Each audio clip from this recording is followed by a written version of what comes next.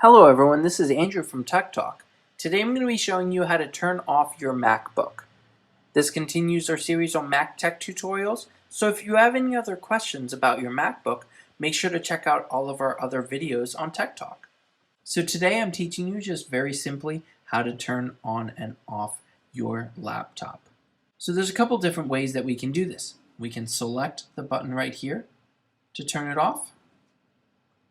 Or we can go up to the Apple icon and hit not just log out, not lock screen. You can shut down, you can restart, or you could sleep your computer. These are all different terms, and if you don't know what these terms are, check out all of our other videos on Tech Talk to learn about each of those terms.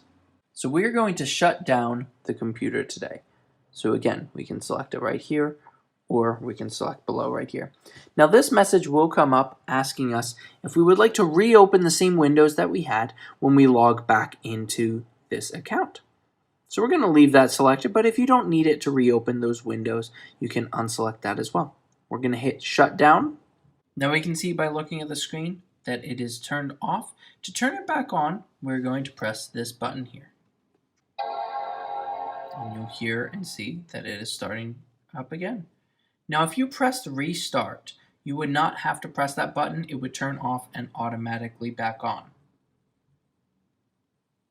So we're going to wait for this to load, and then we'll be able to log into the computer and get back to our home screen.